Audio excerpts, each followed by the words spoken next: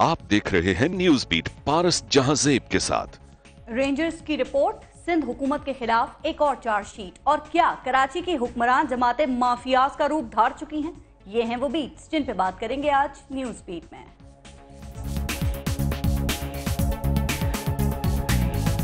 जो कराची में मक्खी भी अगर मर जाती है तो एहतजाज होता है। वज़ीर आज़म मियां नवाज शरीफ कौम से माफी मांगो, अपने ओहदे से इस्तीफा दे दे। मक्खी एक मुहावरे के तौर पर बोली गई, मामूली नुकसान के हवाले से बोली गई।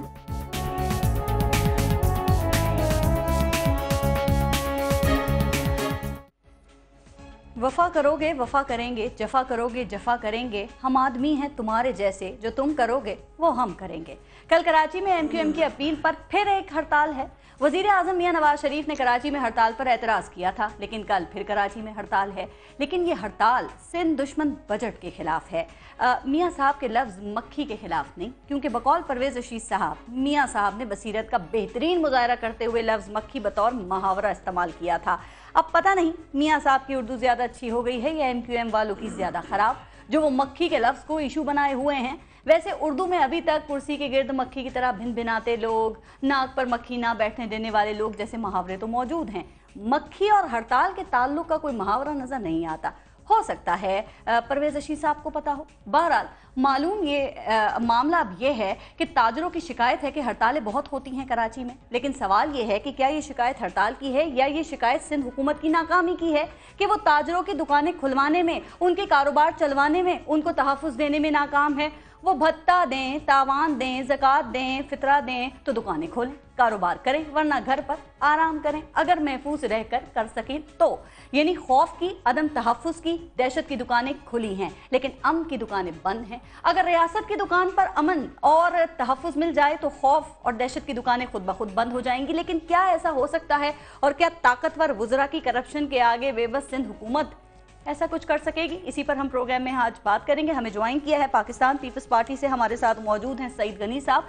हमें defence analyst brigadier Farooq Hamid साहब ने ज्वाइन किया है। एमक्यूएम से हमारे साथ रेहान हाशमी साहब मौजूद हैं, और पीएमएलएन से तलाल चौधरी साहब प्रोग्राम में होंगे। बहुत शुक्रिया आप सबका। पहले एक ब्रेक लेते हैं, देखते रहिएगा न्यूज़ बीट।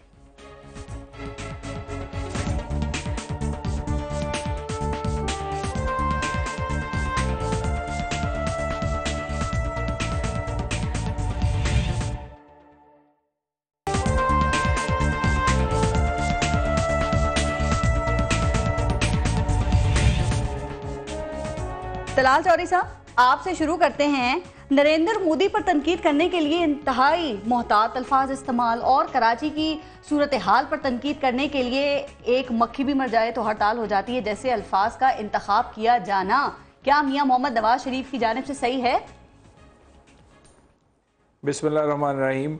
पारस, बात यह है कि मीडिया हमारा बहुत स्ट्रॉन्ग हो चुका है, और मीडिया में आप जैसे बड़े बड़े एंकर्स मौजूद हैं, वो जो मिसरा चाहें वो उठा लेते हैं। अच्छा। प्राइम मिनिस्टर के निकली हुई बात, वो इसको एक मिसरे के तौर पर आप मक्खी वो उठा लें तो आपकी मर्जी, और अगर बहुत बड़ी बात को आप जाने दें तो ये भी आपकी मर्जी है। लेकिन जो बात, उसकी डिटेल और उसकी एक्सप्लेनेशन हमारे वज़ीर इत्तलात परवेज रशीद साहब ने भी दी है। हम ये एक मुहावरतन इस्तेमाल किया गया था कि छोटा मोटा कोई नुकसान हो जाए तो उसकी वजह से कराची को बिल्कुल पैरालाइज कर दिया जाता है, और कराची को पैरालाइज करने का मकसद है कि वहां पर बेशुमार लोग जो रोज की बुनियाद पर रोजगार चलाते हैं। आपका और मेरा घर तो चलता है, लेकिन कई मजदूर ऐसे हैं जो रोज अपना मजदूरी करते हैं और उसके बाद अपना घर चलाते हैं। यहाँ पर तलाल चौधरी साहब, ये जो मतलब आप हमें समझा रहे हैं, जो मकसद आप हमें बताने की कोशिश कर रहे हैं, क्या वजह लगती है कि एमक्यूएम को ये मतलब क्यों नहीं समझ में आया है? उन्हें क्यों इतना शोर मचाना पड़ा और ये बताना पड़ा कि कराची में मक्खियां नहीं इंसान मरते हैं, जो बात वजीर आजम साहब ने की है? देखिए, मेरा ख्याल है कि बिल्कुल उन्होंने इस बात को ठीक तरह से नहीं लिया, और हर बात को वो हर अपने पर ना ले लिए करें। मसलन अभी एक मैं देख रहा था कि प्रेस रिलीज आई उनकी रेंजर्स की तरफ से, तो एमक्यूएम ने पहले से ही उसके रिस्पांस में प्रेस कॉन्फ्रेंस कर दी। भाई, आपका ना उसमें नाम लिखा है, ना उसमें आपका कुछ कहा गया है, ना आपकी तरफ इशारा है। आप इसी तरह कुछ बातों को एमक्यूएम, मेरा ख्याल है, कोई अपने आप पर जल्दी ले लेती है, और इसमें ये कोई अच्छी बात नहीं है। इसके हवाले से जरा एमक्यूएम से पूछ लेती हूँ कि अपने ऊपर वो क्यों हर बात को ले लेते हैं जब नाम नहीं लिया गया। लेकिन एक बात और बता दें कि वजीर आजम की बातों का, उनके अल्फाज का मकसद मतलब समझाने के लिए आप लोगों ने कोई टीम रखी हुई है? परवेज रशीद साहब का आपने नाम लिया, उन्होंने कहा कि वजीर आजम के जुमलों का मकसद ये नहीं था कि किसी की दिलआजारी हो या किसी की तजलील हो, और ये मक्खी तो मुहावरे के तौर पे इस्तेमाल किया गया है। ये मक्खी का कौन सा मुहावरा है वैसे, कुछ याद है, बताएंगे आप? देखिए, ये जब उनकी मुलाकात हुई बिजनेसमैन से, तो वहाँ एक बिजनेसमैन ने ये बात की जिसे उन्होंने कोड किया, और उसको यकीनन इस तरह की और बहुत सारी चीज़ें हम इस्तेमाल करते रहते हैं। इसका मकसद ये है कि बहुत छोटा सा नुकसान होने पर हम बहुत बड़ा मुल्क का नुकसान कर देते हैं, और वो है कराची की स्ट्राइक। और ये कराची की स्ट्राइक एक रवाज बन गया है। कोई कार्ड इस्तेमाल करता है सूबों के, कोई कराची शहर को बंद करने की धमकी देता है। तो ये पाकिस्तान में एक सियासत, ये एक फैशन बन गया है कि ये जो जलाओ, घिराओ और उसके बाद हड़ताल करवाओ। चले, मक्खी का मुहावरा यकीनन नहीं पता, अभी ब्रेक लेंगे ना परवेज रशीद साहब से, वो मक्खी का मुहावरा जरूर पूछिएगा। लेकिन ये तो पता है ना कराची में बर कौन रहे हैं, मक्खियां या इंसान, चाहे वो साना सफूरा हो, किसी मस्जिद या मार्केट में मारे जाने वाले लोग हों, या मावरा अदालत कत्ल होने वाले हों। क्योंकि इसी पर अल्ताफ हुसैन साहब ने कहा है कि माफी मांगे मियां मोहम्मद नवाज शरीफ या मुस्ताफी हो जाएं। देखिए, अगर अल्ताफ हुसैन साहब अपने गवर्नर से जो इस्तीफा तो ले नहीं सके, तो मेरा ख्याल उन्हें ऐसी बात नहीं करनी चाहिए कि वो दूसरों से इस्तीफा मांगते रहें। और बात अल्ताफ हुसैन साहब को चीजों को पॉजिटिव लेना चाहिए और हर बात से तनकीद का पहलू नहीं निकालना चाहिए। अगर कराची में ऑपरेशन और दूसरी चीजें जारी, और मैं पिछली 2 हुकूमतों की नाहली जो है उसी वजह से वफाकी हुकूमत को इंटरफेयर करना पड़ा है। अगर पिछली 2 हुकूमतें इतनी अच्छी होती, अमनो अमान अच्छा होता, कराची बड़ा अच्छा चल रहा होता, यहाँ पर मौजूद हैं, अब जरा आगे बढ़ाते हैं इस चीज को। लेकिन रेहान हाशमी साहब, एक बात, आप लोग ये दावा करते हैं कि एमक्यूएम में सबसे ज्यादा पढ़े लिखे लोग हैं, तो फिर पढ़े लिखे हैं तो बाशऊर भी होंगे ना। तो इसके बावजूद आप लोग क्यों नहीं समझ पा रहे वजीर आजम का जो मतलब था, जो मकसद था ये मक्खी का लफ्ज इस्तेमाल करने का? नून लीग कह रही है बिला वजह एक इशू खड़ा कर दिया है कल से आप लोगों ने। बिस्मिल्लाहिर्रहमानिर्रहीम। देखिए पारस, मैं तलाल साहब की बात का और इनके जवाब का और इसके क्लैरिफिकेशन का एहतराम करता हूँ, और मैं समझता हूँ कि इनकी तरफ से क्लैरिफिकेशन अगर ये आ रही है कि मुहावरतन इस्तेमाल किया था तो एक बात है। मगर ये बात भी तो देखें आप कि कराची के लोग क्योंकि इस्तेहसाल का शिकार हमेशा से रहे हैं जी। कोई इनको जिंदा लाशें गर्दान देता है, कोई इनको भूखे नंगे कह देता है, कोई इनको मटरवा कह देता है, और जिसके दिल में जो कुछ आता है वो आपके सामने मौजूद है। और वजीर आजम साहब का मक्खी या मच्छर से तशबीह देना यकीनी तौर पे कराची तो माजी में इस तरह होता रहा है। और फिर दूसरा सवाल ये पैदा होता है कि कराची में जो हड़तालें होती हैं, जो एहतजाज होता है, उसकी बुनियादी वजह तो यही है कि हमें कम से कम बराबर का पाकिस्तानी, बराबर का शहरी समझा जाए, हमें जानवर नहीं समझा जाए, हमें इंसान समझा जाए, और इंसानी जिंदगी का एहतराम करना चाहिए। और कराची के लोग तो हम सर, आप मुतमईन हो गए हैं? परवेज रशीद साहब ने भी बात कर दी, अभी तलाल चौधरी साहब ने भी क्लियर किया कि वो मकसद नहीं था, तो मुतमईन हो गई है एमक्यूएम? फिर आगे चलें। गवर्नमेंट लेवल पे इनका जो बाज़ाब्ता जो क्लैरिफिकेशन है वो हो, अच्छी बात है, बहुत अच्छी बात है, इस तरह होना चाहिए। क्योंकि अल्ताफ हुसैन भाई ने वाज़ेह तौर पे आज भी खिताब में कहा कि हम पाकिस्तानियों को और खास तौर पे जो सियासतदान हैं उनको चुनना पड़ेगा रास्ता, अपने लिए राह जो है ना पाकिस्तान के लिए चुननी पड़ेगी। और अगर पॉलिटिकल विक्टिमाइजेशन या पॉलिटिकल विक्टिमाइजेशन के लिए तमाम जाएंगे तो हम यकीनी तौर पे उसके जो सम्राट हैं वो हम हासिल। इसी पे जरा बाकियों से भी कमेंट लेते हैं। सईद गनी साहब, ये कराची में मक्खी भी मर जाए तो हड़ताल हो जाती है, जो कि नहीं होना चाहिए। आपके ख्याल में ये जो बयान है ये इश्तियाल अंगेज है या इससे इश्तियाल फैलाया जा रहा है? एमक्यूएम इसके गलत मायने ले रही है या अल्फाज ही गलत है? पहली बात तो ये है कि वज़ीर आज़म साहब को नहीं कहना चाहिए। बहरहाल अगर कह भी गए हैं तो मेरा ख्याल है कि एमक्यूएम की तरफ से जो रिएक्शन है वो कुछ ज़्यादा आ गया है। अच्छा, जब कराची के हवाले से आप बात करते हैं ना तो आपको थोड़ा सा एक्स्ट्राऑर्डिनरी केयरफुल होना चाहिए, क्योंकि एमक्यूएम कुछ एक्स्ट्राऑर्डिनरी सेंसिटिव भी है, ओवर रिएक्ट भी करते हैं चीज़ों पर, जज्बाती हैं थोड़ा। बहरहाल अब जो मैंने कहना था वो कहा है, ठीक है, तो वो थोड़ा सा मोहतात होना चाहिए। लेकिन दूसरी तरफ से जो एमक्यूएम का रिएक्शन है मैं समझता हूँ कि वो भी कुछ ज़्यादा है। उन्हें ये भी जहन में रखना चाहिए कि अल्ताफ हुसैन साहब भी एक मरतबा नहीं कई मरतबा इंतहाई काबिल एतराज़ अल्फाज भी इस्तेमाल करते हैं, फिर माज़रत भी कर लेते हैं, तो बात ख़त्म हो जाती है।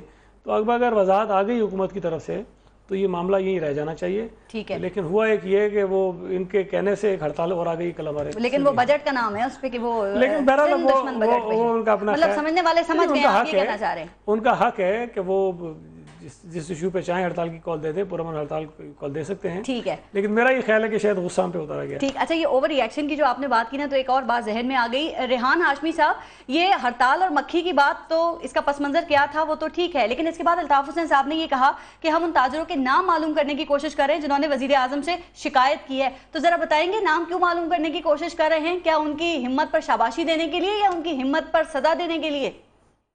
देखिए, ये तो यकीनी तौर पे आपके इल्म में होगा कि हम इंतहाई बाखबर लोग हैं। मुत्तहदा कौमी मूवमेंट को पता है अपने दोस्तों का और दुश्मनों का भी, और कम से कम ये हमारा इख्तियार तो मौजूद है ना कि हम अपने लोगों से गिला तो कर सकते हैं कि अगर आपकी एक्टिविटीज में खलल हो रहा है तो उसकी बुनियादी वजह क्या है। और लाल साहब ने भी कहा कि सिर्फ एक अगर शख्स के कहने पे अगर ये स्टेटमेंट आया, इन्होंने खुद कहा है कि एक शख्स का स्टेटमेंट था जिसको वज़ीर आज़म साहब ने जिसके लफ्ज को कोट किया है, तो एक शख्स की नुमाइंदगी, मतलब ये तो होना नहीं चाहिए था। ये हजारों और लाखों की तादाद में यहाँ पर छोटे और बड़े बिजनेसमैन मौजूद है कराची में, और उन हजारों और लाखों में से अगर एक के स्टेटमेंट को कोट किया जाता है तो ये मुनासिब नहीं है। ये मेरा ख्याल है। आप लोग हैं कौन सर? आपके खिलाफ क्या शिकायत नहीं हो सकती, चाहे एक करें या बहुत सारे करें? या आप लोग इतने अच्छे हैं कि किसी को कंप्लेन ही नहीं हो सकती आप लोगों से? क्या एक आदमी की जमहूरियत में क्या होता है?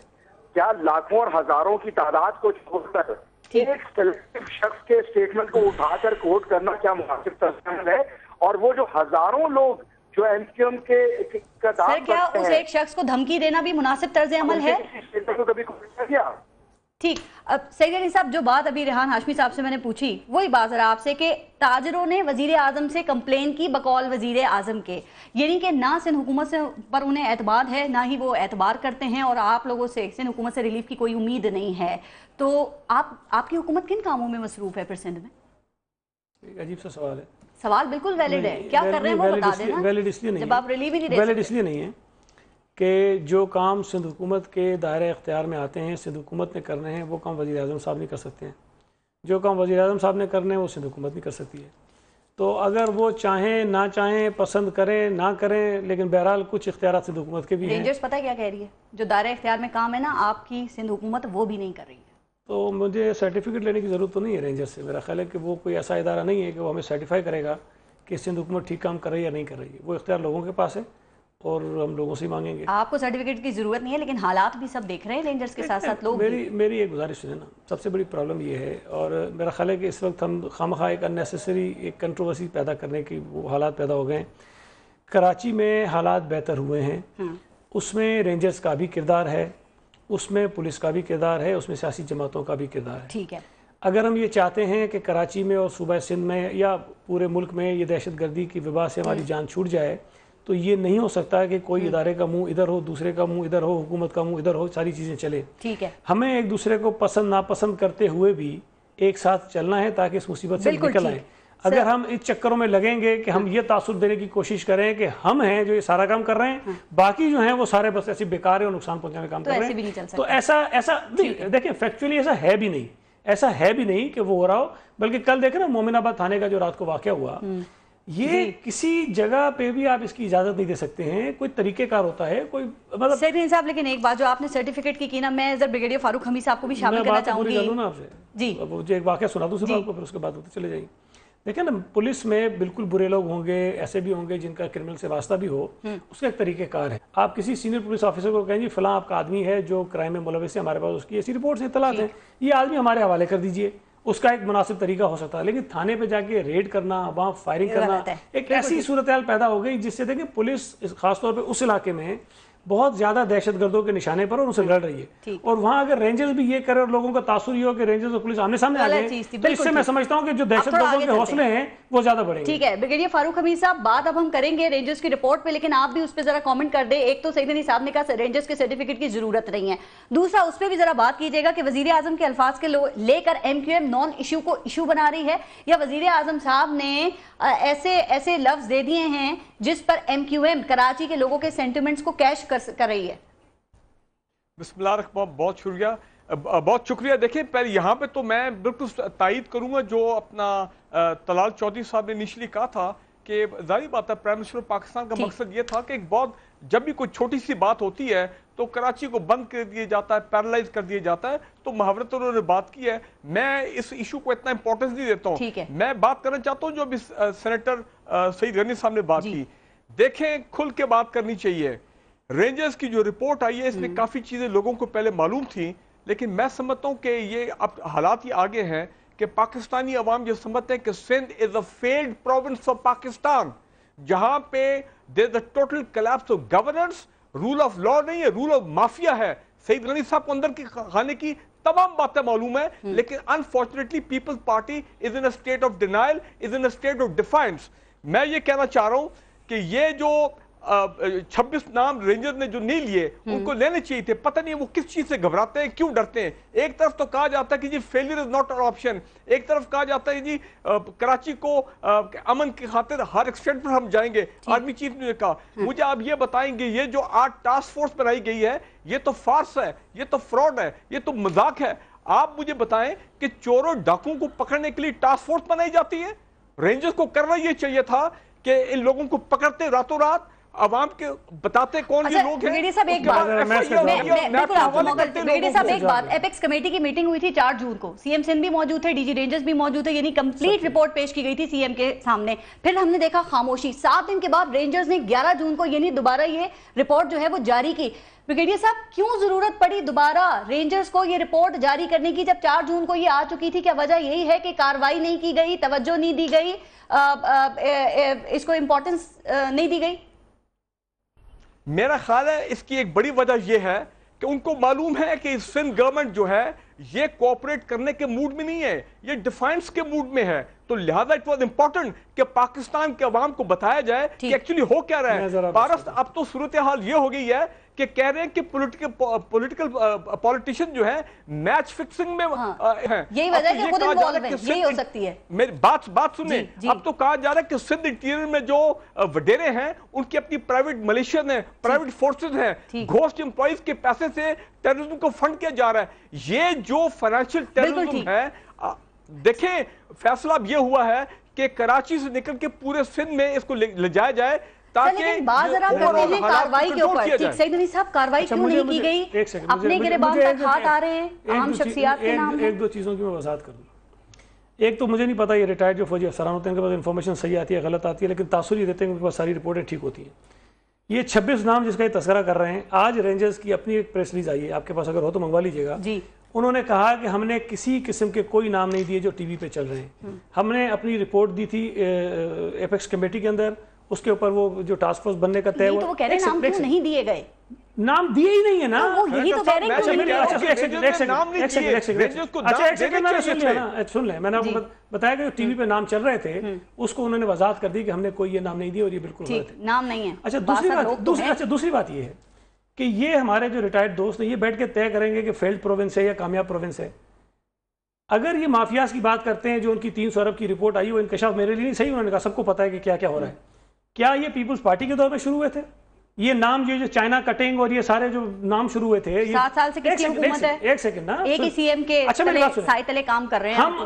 हम अपने हिस्से की अकाउंटेबिलिटी के लिए तैयार हैं, ठीक है, लेकिन हमसे पहले जिन लोगों ने इनकी सरपरस्ती की है, जिन्होंने इनके बीज बोए हैं, जिन्होंने इनको पाला है, पोसा है, जिन्होंने इनको यहां तक पहुंचाया है, मॉन्स्टर्स बना के हमारे गले में डाला है, क्या उनसे भी पूछने का हक है कि नहीं किसी को? या उन्होंने बस ठीक है जवाब देता हूं। नहीं ठीक है, मैं आपसे जवाब नहीं ले रहा हूं। अपना बता दें 7 साल में आप लोगों ने क्या किया? एक सेकंड अभी, एक सेकंड जरा सुनो तो सही। 2008 में जब पीपुल्स पार्टी आई थी तो वो पुलिस कोई काम करने को तैयार नहीं थी, डीमोरलाइज हमने नहीं की थी। 2008 से पहले किसकी हुकूमत थी? जनरल परवेज मुशर्रफ की थी। कोई उससे पूछे ना कि सिंध की पुलिस को मुर्दा किसने किया था, डीमोरलाइज किसने किया था, अच्छे अच्छे अफसरान का कत्ल हो रहा था, चुप करके क्यों बैठे रहे? किसी ने पूछा जनरल परवेज मुशर्रफ से? हमने उस पुलिस को दोबारा उसके मॉरल को किया है। हमारी आज की पुलिस दहशतगर्दों से, कातिलों से आज लड़ रही है, अपनी जानें कुर्बान कर रही है। प्रॉब्लम यह है कि परसेप्शन एक बना दिया गया सिंध हुकूमत का। आज आप 3 सूबों की सारी बातें ठीक, 230 अरब का बता दें वो जो ब्लैक मनी है उसका जो कराची से इकट्ठी हो रही है। ईरान का तेल सिंध के बॉर्डर से, सिंध से जुड़ा हुआ है ईरान का। मुझे जवाब देना पारस में, जवाब सेकंड, सिंध का बॉर्डर और ईरान का बॉर्डर मिला हुआ है, वहां से आता है। कहां से आता है तेल? कौन करता है बॉर्डर पे चेक? जाके हम करते हैं। वहां से क्यों नहीं रोका जाता जब ईरान से आता है? नार्कोटिक्स कहां से आती है? सिंध में बनती है। क्यों नहीं रोकते जब बॉर्डर क्रॉस करके नॉर्थ आती है? हमारा काम है ये करना। वो फिश हार्बर भी बलूचिस्तान में तो करें ना भाई, जिसके खिलाफ एक चीज याद रखिए, हर इदारे का अपना इल्जाम आपके साथ थोप रहे हैं। हर इदारे का एक डोमेन है, हर इदारे को अपनी डोमेन में रहकर काम करना चाहिए। अगर कोई इदारा ये समझेगा कि इस मुल्क के सारे मसाइल वो मैनेज कर ले तो अपने काम तो वो करेगा नहीं, मुसीबत में डालेगा। लेकिन इससे आप इनकार नहीं कर सकते जो भत्ता, फितरा, ज़कात, कुर्बानी की खाल, हमने तो ठीक करने की कोशिश, स्मगलिंग, चाइना कटिंग, ये सारी जो आमदनी गैर आमदनी आ रही है, सबको टाइम देना। बिल्कुल छोटा सा जवाब आगे चले। हमारे साथ सिर्फ लियारी वालों को जोड़ने की कोशिश की गई और हम इनकार करते रहे, और पीपल्स पार्टी के दौर में अपने 7 साल का ही जवाब दे दें, सिर्फ उसका भी जवाब नहीं है आपके पास। ब्रिगेडियर साहब छोटा सा जवाब दें, फिर मैंने आगे चलना है, बाकी 2 और भी लोग हैं शो में। मैं कहना चाह रहा हूं सेनेटर साहब, बड़ी माजरत से पीपल्स पार्टी और एमक्यूएम दोनों बेनिफिशियरीज हैं कराची के एनार्की और डिसऑर्डर से। अब इन दोनों पार्टीज को तकलीफ ये हो रही है कि जब इन पे हाथ डाला जाता है, इनके माफिया पे हाथ डाला जाता है, तो ये कहते हैं जमहूरियत खतरे में है, ये कहते हैं 18वीं तरमीम खतरे में है। बिल्कुल ठीक ठीक। जी ब्रिगेडियर साहब। जी मैंने आपको कह दिया कि जब इनके माफियाज को पकड़ने की कोशिश की जाती है तो ये शोर डालते हैं, ये रेजिस्ट करते हैं, पॉलिटिकल प्रेशर। कराची ऑपरेशन को ये चलने नहीं देंगे। मैं आपको आज बता रहा हूं, जिन लोगों की ये टास्क फोर्स बनाई गई है, कुछ नहीं होना उन लोगों का, ये सिर्फ उसको डिले करने के लिए पीएमएलएन की है, कुछ नहीं होने लगा। ठीक है, ये सूरत हाल आपके सामने। आज सिंध का बजट भी पेश किया गया, तकरीबन 740 अरब रुपए का, और आपके इल्म में है कि रेंजर्स की रिपोर्ट में ये कहा गया है कि 230 अरब रुपए की ब्लैक मनी, जो गैर कानूनी रकम है, वो जमा की जाती है कराची से। तो क्या ख्याल है, वहाँ की सूबाई हुकूमत इस पर कुछ कर रही है, और आप लोग वफाक इसको एक सूबाई मसला समझ के छोड़ देंगे, तवज्जो नहीं देंगे इस पे? देखिए, जो कराची है, खुसूसन जो कराची है, वो एक तो पाकिस्तान का कैपिटल इस्लामाबाद है, पाकिस्तान की इकोनॉमी का कैपिटल जो है वो कराची है। तो पाकिस्तान की इकोनॉमी जो है वो कराची के थ्रू रूट होती है। उसके अलावा 2 करोड़ का ये दुनिया के चंद एक बड़े शहरों में एक शहर है। तो इस पे तवज्जो वफाकी हुकूमत हो या सूबाई हुकूमत की भी सबसे ज्यादा रहती है, तो यकीनन वफाकी हुकूमत की भी इस पे तवज्जो है। ये जो रिपोर्ट आई है, इस पे देखिए, बिल्कुल रिपोर्ट जो कि रेंजर्स का एक्सपीरियंस भी है, बड़ी देर से वो हुकूमत का वो के साथ मिलकर काम कर रहे हैं, मगर देखिए इसको पब्लिक होना चाहिए था या नहीं होना चाहिए था, इस पर बहस जरूर की जा सकती है। मेरा ख्याल है इस पे सियासी हमारी जो जमातें हैं, साहब, जब तक वो रिपोर्ट पब्लिक नहीं हुई थी, मीडिया के सामने नहीं आई थी ना, कुछ भी नहीं हो रहा था। अब आपको पता है कि आज चाइना कटिंग पर भी कमेटी बना दी है, उस हवाले से कैसी तेजी नजर आ रही है, चूंकि अब रिपोर्ट सामने आ गई है, तो जरूरी था फिर कार्रवाई करने के लिए ना, शायद। अगर मुझे आप बात मुकम्मल करने दें। देखिए, मुझे हमेशा जो बड़ी जमातें हैं, खुसूसन वो जमातें जिन्होंने जमहूरियत के लिए और पाकिस्तान में इस सिस्टम की मजबूती के लिए कुर्बानियां दी हैं, पीपल्स पार्टी उनमें से एक है। हमें तो इससे बड़ा इसलिए है कि ये कायम और दायम रहनी चाहिए, मजबूत होनी चाहिए, मगर सिंध की गवर्नेंस जो है वो इतनी कमजोर जा रही है कि उसकी वजह से पंजाब और पूरे पाकिस्तान में इनकी पॉपुलैरिटी अफेक्ट हो रही है। और ये सर, क्या पार्टी इसी तासुर नहीं दे रही कि मफाहिमत में ये सब कुछ पीछे चला जाएगा और सब कुछ फिर वैसे का वैसे ही रह जाएगा? तलात चौधरी साहब, मैं ब्रेक ले लूं, फिर ब्रेक के बाद आप कंटिन्यू कर लीजिएगा। ब्रेक ले लूं मैं। रेहान हाशमी साहब, ब्रेक के बाद फिर इंशाल्लाह आपसे इस पे मजीद बात करते हैं। और ये जो रेंजर्स की रिपोर्ट है ना, इसके कंटेंट पे बात करेंगे। अब पब्लिश तो हो गई है या नहीं होना चाहिए था, इसको तो छोड़ते हैं, कंटेंट पे जरा बात करेंगे। लेते हैं ब्रेक, देखते रहिएगा न्यूज़ बीट।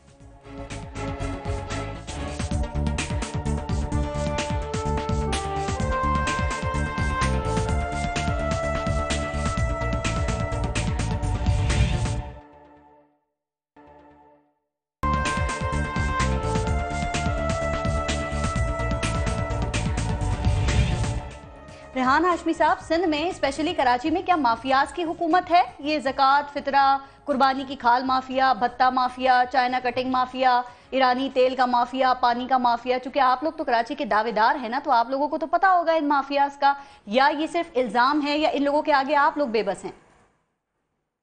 देखें पारस, इस बात को एड्रेस करने से पहले मैं एक बात अर्ज करूं कि मुत्तहदा कौमी मूवमेंट की जो सियासत है और उसकी बुनियाद जो है वो खिदमत खल्क फाउंडेशन से है और खिदमत इंसानियत और फलाह इंसानियत के हवाले से है।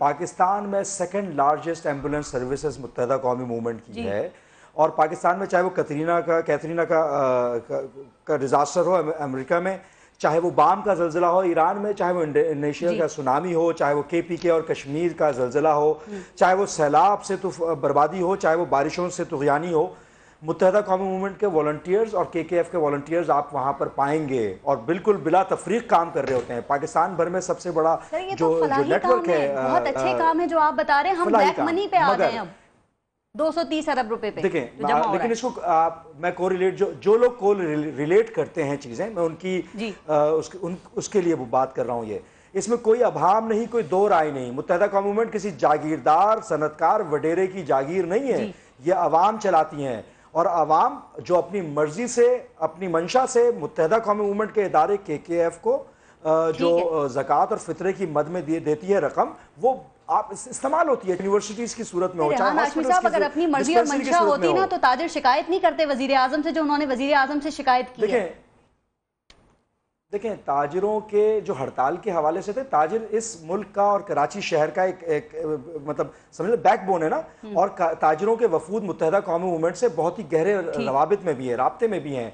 और अगर दो ताजिरों ने इस तरह की कंप्लेन की है, देखें मुझ समेत मुत्तहदा के कारकुनान और घरों में मुकीम खवातीन भी मुत्तहदा कौमी मूवमेंट को ज़कात फितरे की मद में रकूम देती हैं। इसमें कोई डिस्क्रिमिनेशन नहीं है, जिसकी मर्जी हो। और पाकिस्तानी अवाम को इनका हक हासिल है कि वो जिसको चाहें ज़कात फितरे की मद में दें, और आपके सामने मौजूद है। ऐसी चीज थोड़ी है कि जो सामने मौजूद नहीं है। 2000 जब जल्जला आया था वो पाकिस्तानी के सामने मौजूद है। लेकिन देखें पारस, इसका एक है अलमिया यह है कि जो लोग मुत्तहदा कौमी मूवमेंट के ऊपर तवातुर के साथ इल्जाम लगाते रहे हैं, तो उनको NA 246 में क्या जवाब नहीं मिला? वो मिल गया जवाब उन्हें। मैंने माफियाज का भी सवाल किया था। कराची में माफियाज को सियासी पुष्टपनाही हासिल है, सियासी सरबराही हासिल है।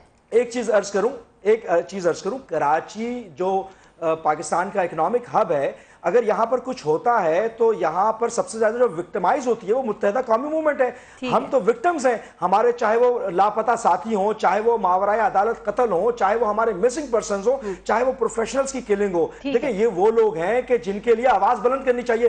कराची के पानी के लिए कोई नहीं बोलता, कराची में जो डेवलपमेंट के काम रुके हुए उसके लिए कोई नहीं बोलता, और अगर हम बोलते हैं तो इसका मतलब है कि हमें विक्टिमाइज किया जाए। देखिए बैड गवर्नेंस तो है, ये फेलियर गवर्नमेंट तो है, इसमें कोई शक नहीं है। बिल्कुल सही बात है, थोड़ा सा आगे चलते हैं। MKM बहुत अच्छी बातें करती है, आप बहुत अच्छी बात करते हैं, लेकिन कहा जाता है जब कोई पकड़ा जाता है ना, फिर एक शोर मच जाता है, मजलूमियत का रोना रोया जाता है। उसके बाद अगर वो एतराफ़े जुर्म कर ले तो नाताल्लुकी का इजहार कर दिया जाता है। जी पारस मैं फैक्ट्स के ऊपर बात कर रहा हूँ ना। मैं एक और चीज जरा हौसले से सुनिएगा प्लीज। देखें इस शहर में कानून का निफाज करने वाले इदारों के अमूमी तौर पे अक्सरियती एहलकार और इस शहर में जराइम में मुलव्विस अक्सरियती लोग इस शहर के नॉन परमानेंट रेजिडेंट्स हैं। ये डाटा मौजूद है आपके पास, आप देख सकते हैं। इस शहर के इंतजाम और इंसराम में जब तक के शहर के बासियों को, इस शहर के परमानेंट रेजिडेंट्स को, चाहे वो कोई भी हो, चाहे वो किसी भी जबान बोलने वाले हो, कोई भी फिरके से ताल्लुक रखने वाले हो, उनको जब तक इस शहर के इंतजाम और इंसराम के हकूक नहीं मिलेंगे, ये शहर लावारिसों की तरह हरकतें हो रही हैं, जो बातें की गई हैं। मैं उस रिपोर्ट के बारे में तबसरा नहीं करूंगा, क्योंकि यहां पर अमूमी तौर पे जो देखा गया है माजी में भी किसी भी इन्वेस्टिगेशन का जो आगाज होता है वो मुत्तहदा कौमी मूवमेंट को इल्जाम तराशी करा के। इस रिपोर्ट पर आप भी तज्जिया नहीं दे रहे, तबसरा नहीं कर रहे, सईद गनी साहब भी इस पे अपना तबसरा नहीं दे रहे, फिर कौन करेगा? ब्रिगेडियर साहब से ले लूं फिर। जी ब्रिगेडियर साहब, रिपोर्ट देखें सर, थोड़ा सा आगे चले। जी ब्रिगेडियर साहब, आप क्या कहते हैं, ये जमहूरी हुकूमत, सियासी हुकूमत के आवाम के मसाइल को हल करने के लिए आती हैं या माफियाज बनने के लिए आती हैं? उनकी मुश्किलात को हल करती हैं या मुश्किलात से कमाने आती हैं?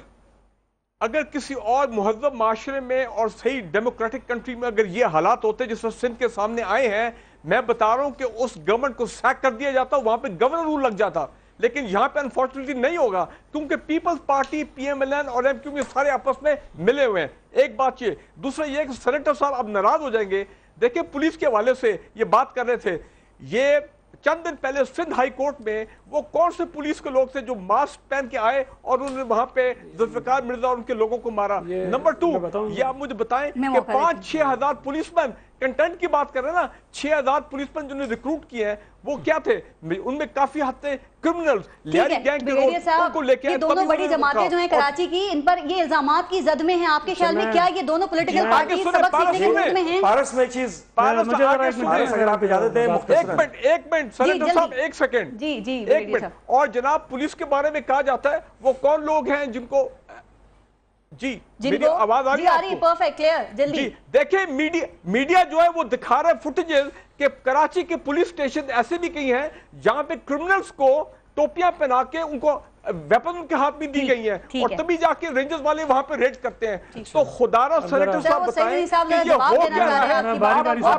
किस्म की गवर्नेंस से कराची में। मैं बारी बारी बताता हूँ। एक तो मुझे नहीं पता ये ब्रिगेडियर साहब कब रहे हैं। ये दुनिया में एक सेकंड, दुनिया में हर जगह ऐसी फोर्सेस होती हैं जो अपने फेस को मफ करके आती हैं। ये रेंजर्स भी कराची में जो कर रहे हैं ना, टीवी पे जरा गौर से देखा करें, रेंजर्स के कई जवान जो है वो मास्क पहन के जा रहे होते हैं। तो ये पुलिस की एक फोर्स है और उस फोर्स ने ये काम किया था। नंबर 1, ये कोई अनोखी बात नहीं हुई थी। अब वो गवर्नर जो सिंध हाई कोर्ट में क्या हो रहा है उसके अगर बहस है, हाई कोर्ट में सबके मास्क खुल जाते हैं। दूसरी बात, एक सेकंड अब सुन लेना, हाई कोर्ट में जाके पुलिस सुन लेना, आपको पता ही कुछ नहीं, हाई कोर्ट के अंदर नहीं हुआ, अब चुप करके मेरी सुनिए बात। दूसरी बात ये है, क्या हाई कोर्ट में क्या हाई कोर्ट के बाहर हुआ है भाई, नहीं हुआ हाई कोर्ट के अंदर ना, क्यों बहस कर रहे हैं मुझसे? ठीक है बाहर हुआ है, ठीक है, लेकिन अभी केस तो चल रहा है ना वहां पे। भाई अब जजेस की तसल्ली नहीं हो रही हमारे साथ, ज्यादा इनकी मोहब्बतें हम करें क्या? मुसीबत तुम्हारे साथ ये भी बनी हुई है ना।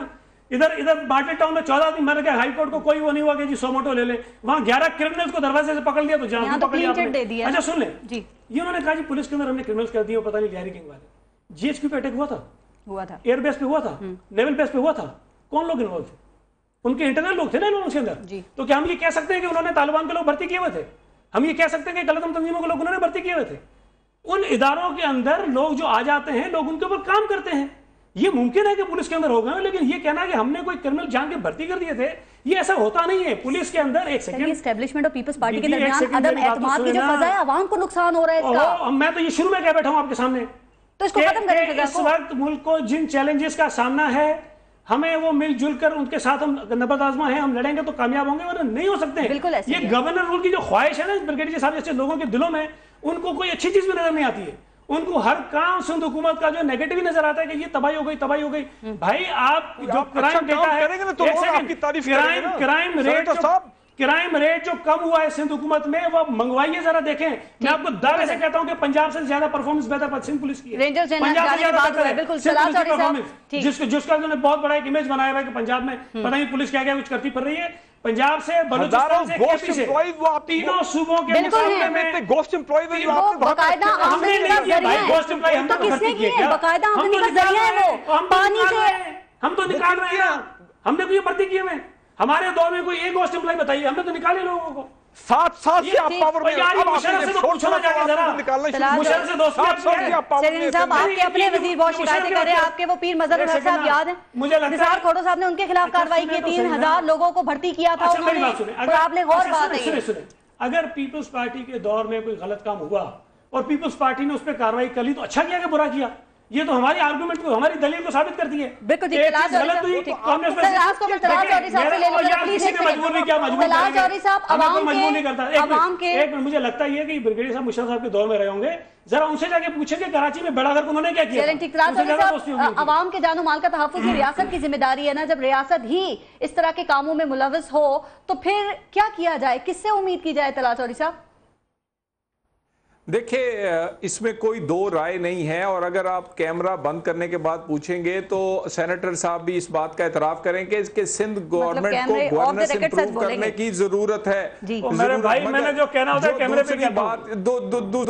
दूसरी बात ये है कि ये बात भी सेनेटर साहब सही कर रहे हैं कि ये जितना अजाब हमारे गले में डाला गया, ये जितनी प्रोडक्ट हैं, ये तो 2000 के शुरू की पहले गवर्नमेंट की हैं। ये तमाम माफियाज को पाला पोसा जो है ये मुशर्रफ दौर में है, साल में कम भी तो नहीं हुआ। उसको हम भुगत रहे हैं, आज उसको भुगत रहे हैं। ये वो कराची में भुगते हैं या फिर वो हम वाना में भुगते हैं। मेरा मतलब ये मान लेना चाहिए कि गलतियां औरों की थी जिसको अब साफ किया। वज़ीर आज़म साहब ने एक बड़ी अच्छी बात की है, उन्होंने कहा कि बड़ी मछलियों के खिलाफ कार्रवाई की जाएगी। अब सवाल ये है कि इस हुक्म पर अमल भी होगा या फिर ये पाँव के हुक्म क्यों नहीं अभी तक?